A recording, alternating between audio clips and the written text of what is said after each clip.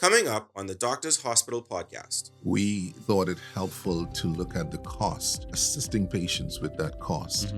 The struggle is not only real, but the struggle is uphill. And they're facing what seems to be just a litany of challenges. Doctor's Hospital Specialist Clinic is where trusted and best care meets consistency and dedication. Let our expert specialists take you on a healthcare journey where warmth, compassion, and your well-being come first. From diagnosis to prescription, we are with you every step of the way, ensuring your peace of mind. Visit us today at Centerville Medical Center, Collins Avenue and 6th Terrace, and discover quality, compassionate healthcare at Doctor's Hospital Specialist Clinic. Welcome to the Doctor's Hospital podcast. I'm your host, Alexis Burrows. We are continuing our month-long series on breast cancer awareness with none other than our very own President and Chief Executive Officer, Dr. Charles Diggiss. And today we've invited Dr. Diggiss on to talk about the Sister Breast Cancer Support Group. This is a group that's been in existence for almost 25 years now, and it exists in a space of providing support in a variety of different ways to women who are going through the breast cancer fight. So we are pleased to have you on to talk in this particular vein. Welcome to the show, Dr. Diggiss. Thank you. It's great to be here. So let's start at the ground floor. Obviously, you've been a surgeon for a very long time, so you've had your fair share of working, I imagine, with breast cancer patients in the surgical space. So let's rewind, 24, 25 years, and can you share how, I guess, the story of how Sister came to be? What was your inspiration to get it started? What was the partnership like with Dr. Loxley Monroe, who you co-founded the initiative with? What kind of led to and spurred this on? So the genesis of Sister does go back to the mid to late 90s. It does involve a practice at the surgical suite, which included Dr. Monroe and myself, and notably my sister, Charlene McPhee, who was instrumental in providing support to patients with breast cancer. Both Dr. Monroe and myself treated patients with breast cancer. I, at the time, operated exclusively out of Doctor's Hospital, and Dr. Monroe operated out of both PMH and Doctors. So we had quite a broad spectrum of patients. The practice was unfortunately busy because, it's just a lot of breast cancer around. And as time went on and the experience of the practice grew and we got into 2000, just about the year 2000, we would have conversations about what more could we do to patients. We're providing the surgery, we're providing whatever support, empathy, compassion we can in the practice, but that there just seemed to be something else. And Nurse McPhee, to her credit, was curious and concerned, curious about what else organizationally existed in the rest of the world about support, and then concerned that some patients may get lost in the follow-up, and some patients may defer, especially because of cost. And so a couple of things seem to have happened. As McPhee came across some information, I think, in her research. In fact, she may have well met a group out of Africa and had its term, sister to sister type of terminology. And that coincided with Dr. Monroe, who around that same time had a conversation with Nurse McPhee, and I think they both came to this conclusion of, why not form a group, as he puts it, sister to sister. So sister. And that essentially was the genesis. They brought it to me, and I said, hey, that sounds like a must do. And we were off to the races. The practice became the complete support of the patients afflicted with breast cancer. We knew that we were leaving a group of patients out, and from time to time along the years, we recognized that male breast cancer existed, and we didn't want to ostracize them or marginalize them. Hmm. So we would reach out to them, but we knew that they were, facing an uphill struggle in terms of being a key part, a vested part of the development of the group. And so, over the years, we haven't had a lot of male breast cancer, but on occasions when it has popped up, we had a few stars who actually attended our signature prayer breakfast and gave their testimonials, and so Mm. that's been helpful. So the genesis really is between Nurse McPhee and Dr. Monroe, myself as a come along founder in the surgical suite. Okay, understood. So, when this initiative was started in 2000, what were some of the initial challenges that you faced in getting it off the ground? And you mentioned a little bit Nurse McPhee, but how important and what did she and her team bring to this initiative in order to help it get started? So Nurse McPhee was a facilitator, a coordinator. She was like the glue, the gel, bringing the group together. But we all recognized that this really needed the leadership and an executive team of breast cancer survivors. So we Hmm. had to then start to identify from the patients, available patients, who or whom would be willing to step up to the plate. A couple of patients come to mind. Andrea Sweeting, obviously. She was a patient of mine all the way back into the late 90s. Hmm. And she willingly stepped into being a part of the leadership. Brenda Russell, who was in media, both of these departed now. But I think Brenda Russell was the engine because she was in media for getting a signature event going, Hmm. whereas Andrea's strength and others who were like minded, like Andrea, their strengths were in the background support space. Whatever needed to be done for patients, Hmm. they would just try to fill in. And whatever needed to be done would include a list like when patients required a PET CT. Now, PET Hmm. CT was not available locally, so that became a very significant um, co-venture between ourselves and a group in South Florida, trying to get patients, one, to access the study, and two, to get some kind of discounting, and we were able to do that. Second thing was getting patients to chemotherapy, those whose disease had gotten to a point where chemotherapy was a very important adjunct modality in their Hmm. treatment plan. Those patients would require a port for the administration of the chemotherapy. And we then thought it helpful to look at the cost and assisting patients with that cost Hmm. of the port. There was some other, you know, connecting things. Some patients who needed a ride or needed, it just needed an opportunity to take a break, get some prayers, um, whatever the whatever the fill in that was the need of Hmm. patients in the practice, and even beyond, which was notable as word got out that there was a support group.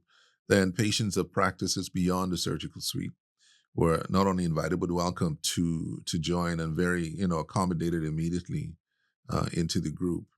And so it's just started to evolve, and then they started to look for sponsors, of course, because you need the money, and the money they realized they couldn't only come to Dr. Munro and myself to underwrite the costs, and so they extended it beyond, and corporate, certainly corporate Bahamas has stepped up historically and even now, I mean, impressively to support the group. Hmm.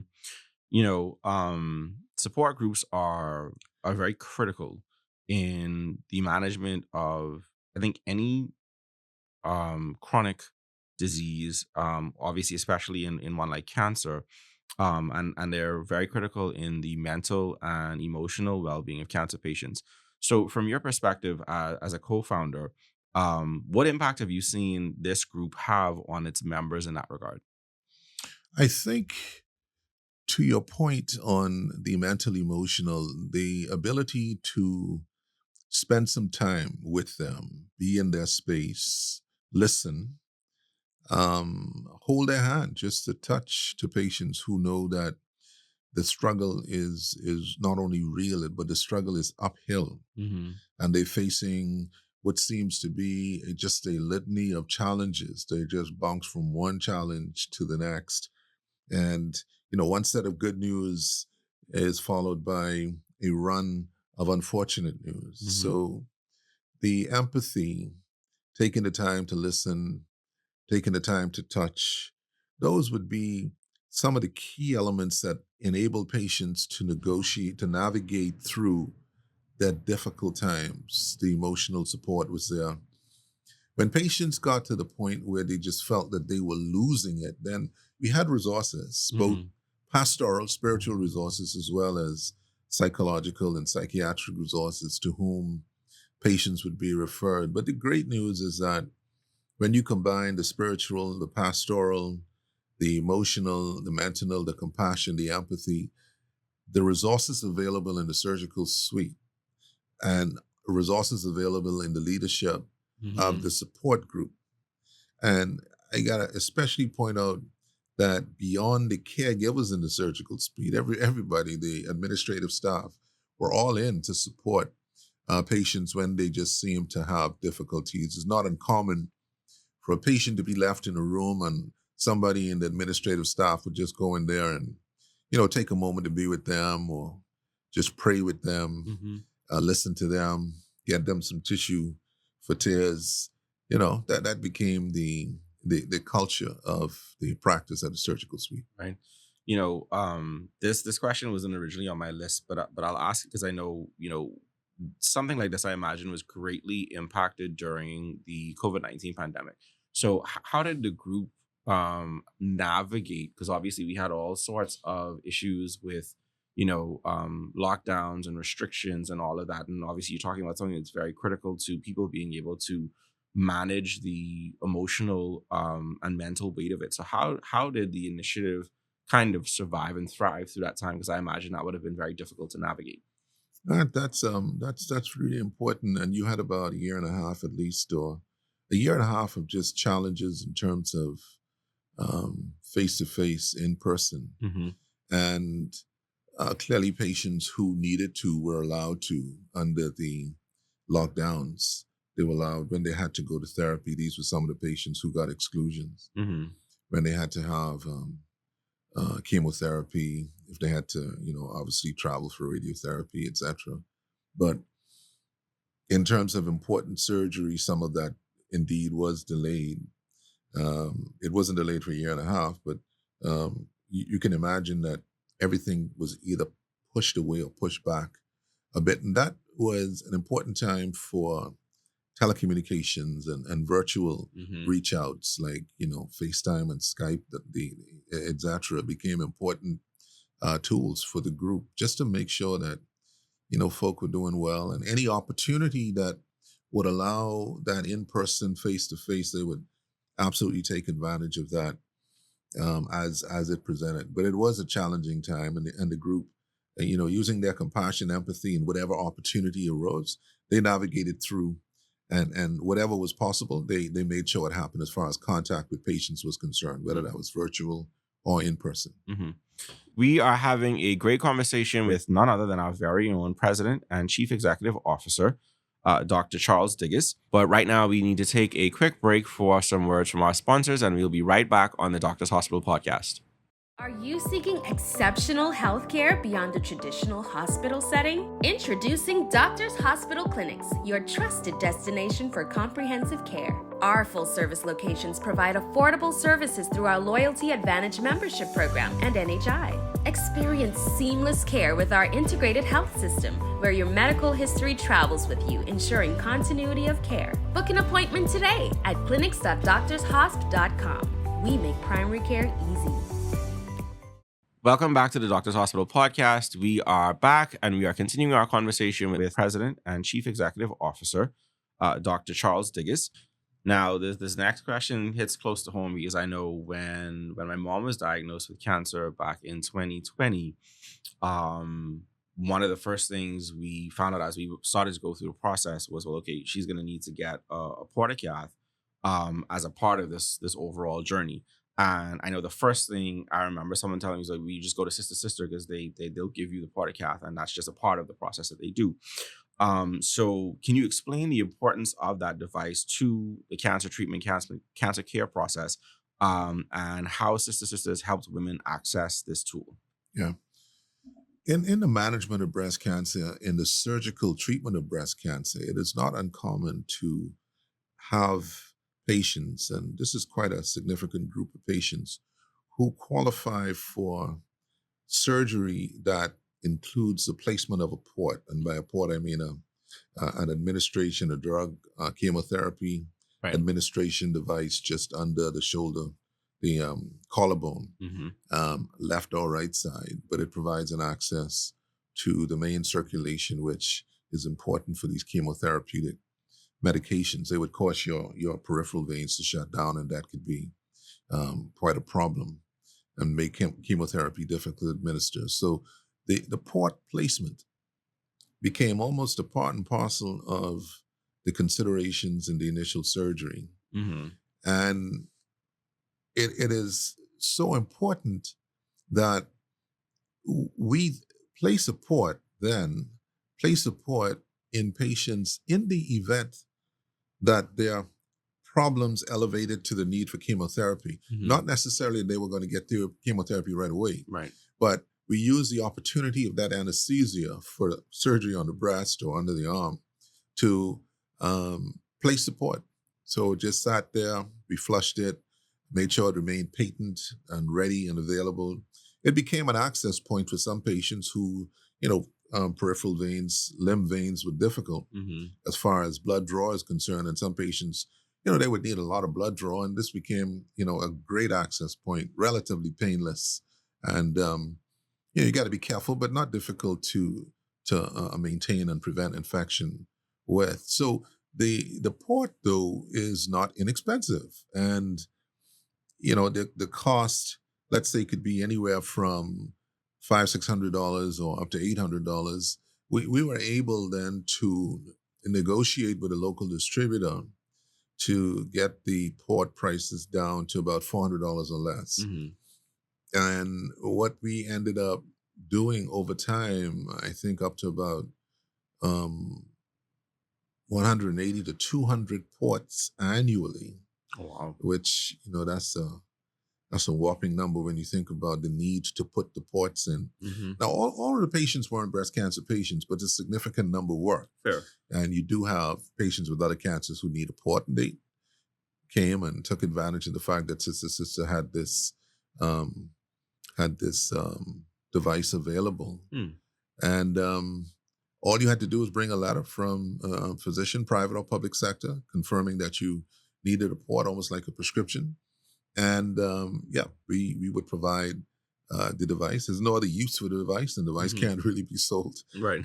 So, I mean, you could, but it's really a difficult device to sell for other purposes. And so that became, like the prayer breakfast, that became the signature offering of Sister Bahamas. And when you look at the history of the group, you'll see that a lot of the activities and a lot of the significance of the group evolved over time. And evolving into the provision of ports is similar to the evolution of the annual prayer breakfast. Mm. A pretty significant, huge event.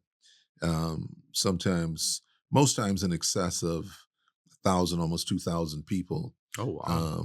on in September, Saturday morning, somewhere between 8 and 11, just involved in a whole lot of praise and worship, a lot of gift giving. I think most people look forward to the plethora of gifts, and the gifts in the form of raffles Mm-hmm.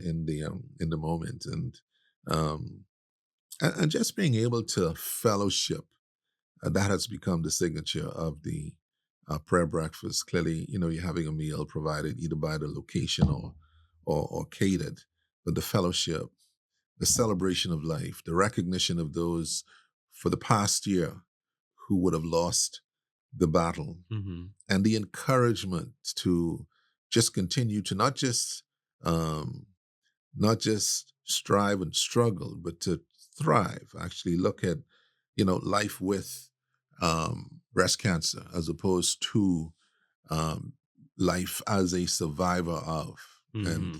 most of the testimonials during those prep breakfast events speak to how individuals, um, the women who presented, how individuals navigated themselves beyond the overwhelming effect of breast cancer on them, and basically reverse the script. They became a person first. Mm-hmm. They became their best selves. And oh, by the way, I'm dealing with breast cancer. Right. So Okay, understood. Um, so outside of the port, in what other ways does Sister Sister provide assistance for members? I guess with finances or medications, treatment, exams, other necessities like that. You mentioned that there's gifts and giveaways at the annual prayer breakfast, but in what other ways does Sister step in to provide assistance? yeah, so I mean, it's a good portfolio of things that the group does. The assistance with the arrangement for the PET CT, and Mm-hmm. also getting best rates on the PET CT, and sometimes assisting in the payment for the PET CT would be another area. Provide Getting provisions to patients undergoing chemotherapy at the oncology clinic. Mm-hmm. This is a very consistent activity. My wife participates in this once a month. It's just getting them a nice bag of goodies to go with tea, and making sure that it's all the things that they can tolerate Mm-hmm. around the time that they're having their chemotherapy. The patients look forward to it. It's very thoughtful. And, one of the things after chemotherapy is you feel weak, you feel tired, you feel hungry. It's good to have, water, tea, and some um, um, foodstuffs, food items, healthy food items, just to, get you on, to your vehicle and going.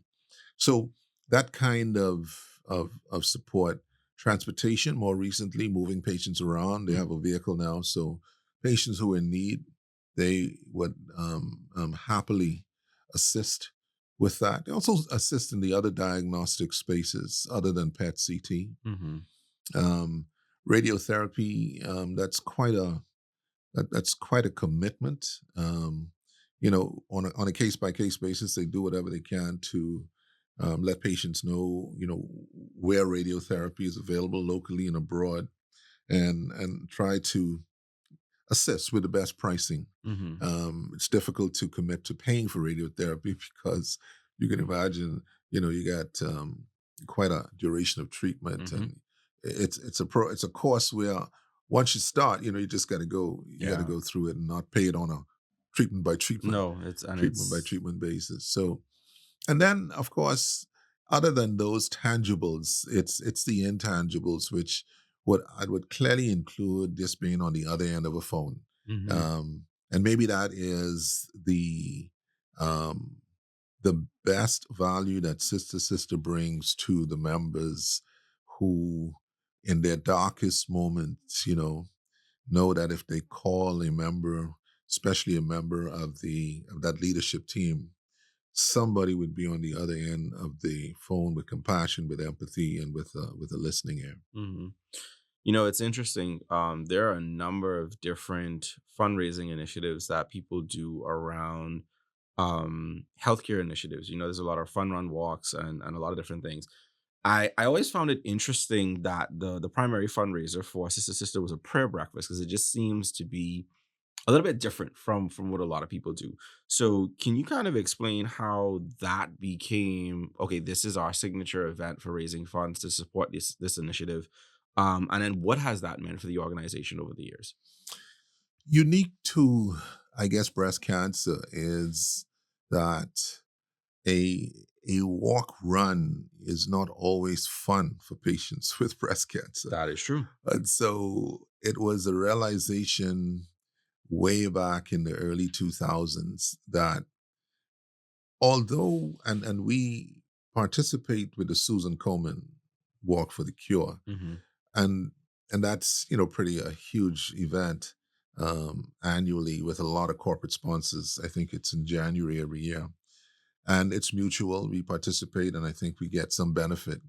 The group gets some benefit from that. Mm-hmm. But the genesis of the prep breakfast was the realization that, well, preful support, spiritual, pastoral support is probably invaluable to this group.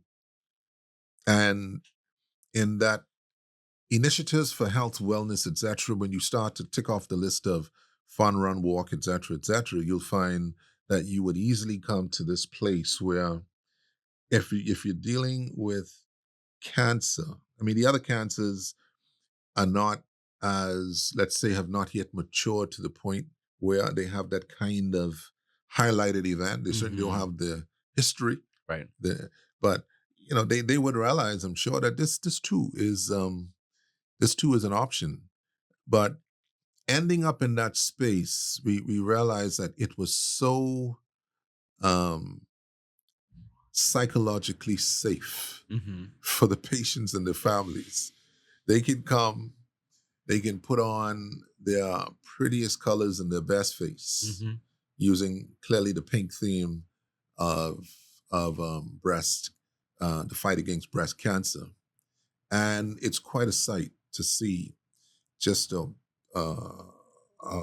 bank of tables of 10 or 12 persons, family and patients dressed up. I mean, more than Easter time, and it's really heartwarming as a founder to go from year to year. And you go up on the podium, go up on the stage to give some remarks, and all you see is just a sea of ignited faces and family support. So as this grew, and over the years, quite a number of the ministers of health who've attended the event would reference this event as a grassroots organization initiative, which in Mm-hmm. truth it is. But over the years, it became really just a powerful, supportive statement, and we seemed to be in the right zone. Using a Mm-hmm. prayer breakfast just seemed to be the right thing to do, meeting the needs of the patient, Mm-hmm. the caregivers, the family, and the providers. Some of the physicians and other providers also found that it was quite either a refuge or an encouragement to come to the prayer breakfast. Awesome. So obviously that's the main fundraiser. What other avenues or opportunities does Sister Sister have for fundraising? What other ways does the group go about? Because you mentioned, the cost of even providing the ports and all of these different support initiatives, transport, like you mentioned, those things do not come at an inexpensive cost. So what other fundraising efforts or events um are there by Sister Sister to help in this initiative? The main thing is corporate sponsorship. Mm-hmm. And our biggest sponsor right now, the Myers Group, they annually are up to $60,000-$80,000 Mm. of support, solid and consistent. Prior to them, we had a long run with BAF Mm-hmm. Financial, and they probably ran with us for at least almost 15 Oh years. wow. At the tune of anywhere, I think, up to like around that $20,000 type of support. There would be others, and I don't want to, hazard to, at least in this forum, not mention that, what I'm talking about here is not exclusive. There's some others Mm-hmm. who would participate, but the main form of participation ended up being the actual booklet and the sponsorship in that booklet. So Mm. beyond the big chunks, Mhm. you'll find that the first half an hour when you sit down at the prep breakfast, you're going through the booklet, looking at the various levels of sponsorship, messages, Mhm. etc. And that essentially, I think, would cover um, the income side as far as activities go. During the course of the year, you may get some private Mhm. donors, and they usually want to remain anonymous. But when you add it all up and you realize that the group probably has that budget of around 150,000, that it gets a significant chunk of that from all of the sponsors and donors, Mhm. that keeps it going. Okay. It's not funded in any way by government, and we've never asked. And then Mhm. Dr. Monroe and myself clearly participate whenever there is a need. But fortunately, given the significant and committed sponsorship over the years, our commitment has been providing the shop. Mhm. So we do have a shop, and there are lots of items in that shop, which is downstairs at Centerville Medical Center. Mhm. Doctor's Hospital has the rest of the building, but we we occupy the health shop Mhm. downstairs in the corner, and that has a steady stream of income. Um, we may get some income from the prosthesis, the breast prosthesis that are Mm. sold in that shop. So I should, note that as well on the list. And Dr. Monroe's practice, Southern General Community Center in Dan Nottage, the top floor is the location of the monthly meetings of the group, Ah, okay. and that's pro bono. The Mhm. group gets together and we provide um, a meal for the group in their monthly sessions. Okay. Awesome. So, we like to, as we wrap up conversations like this, we like to look at the future.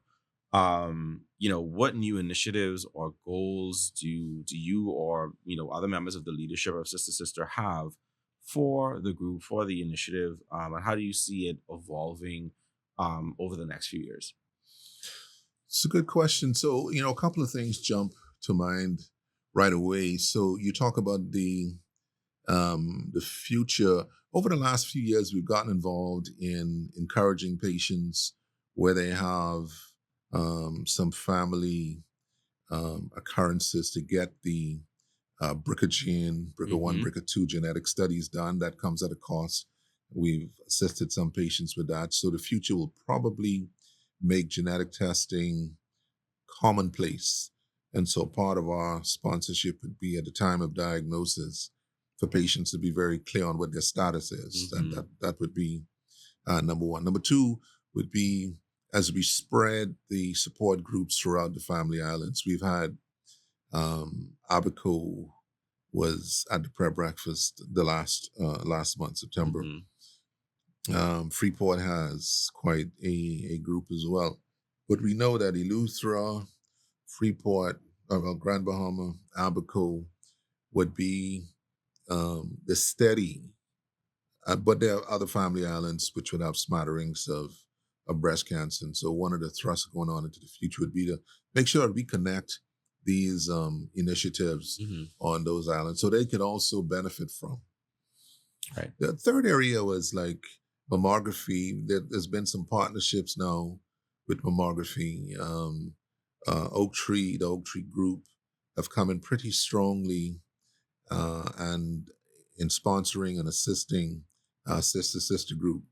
And notable enough, I made a commentary at the prep breakfast, basically thanking them for um, that kind of contribution that was really really helpful. Mm-hmm. And looking for sponsors like that who would go the distance with us.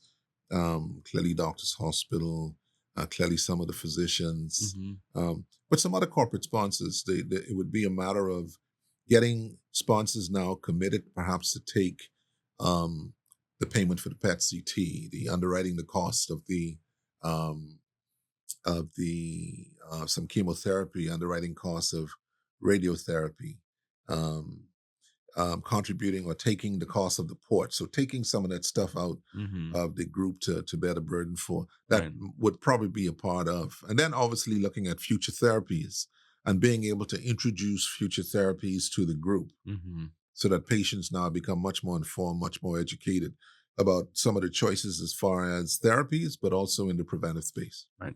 Yeah, I remember. I think when mommy got the PET CT done, I think that was like $2,500 at the time. So I know that that is an area where I imagine would be very helpful for I guess an increase in the sponsorship and in taking off some of that cost in that space. Because that's a heavy lift. All right. So we can't wrap up without giving you an opportunity to let people know, how can they get involved with Sister Sister, um, whether it's as a donor, as a volunteer, if they're someone who just wants to become a part of it, if they need help, or they need that emotional or that mental support. How can people get involved and engage with the Sister Sister program? So if you unfortunately have breast cancer, then Sister Sister is indeed available for you.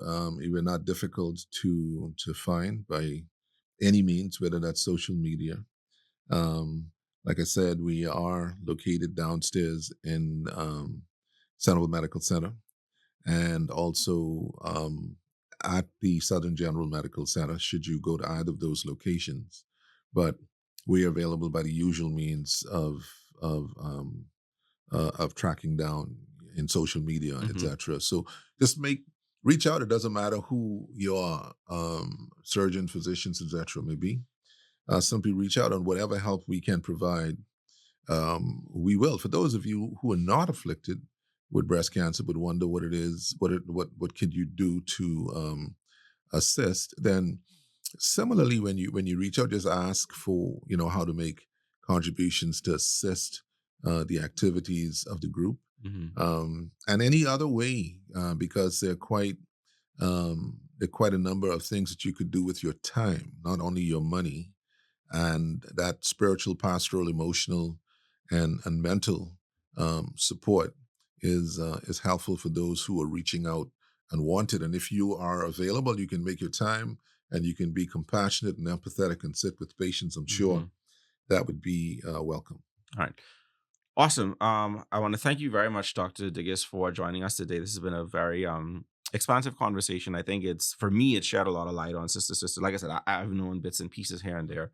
And I hope for our audience, this has helped to give them a better understanding of the group, what you provide, and then also the importance of having initiatives like this in a space like breast cancer that afflicts so many of our own people, especially because of things like we see the BRCA gene having a prevalence amongst our community, things like that. So I want to thank you very much for taking time out of your busy schedule to be on the podcast with us today. Yeah, pleasure. All right. And for our listening audience, as always, we invite you to like, comment, subscribe, and share. And we will see you here back next week on the Doctors Hospital podcast. Your health just got brighter with Lamp Insured. Sign up for Doctors Hospital's Lamp Insurance Supplement Plan and enjoy copay waivers and complete access with no upfront ER or inpatient collections. Only $30 per month. Visit doctorshosp.com/lamp to sign up or contact 242-822-1009. That's 242-822-1009. Your journey to affordable and worry-free healthcare begins now.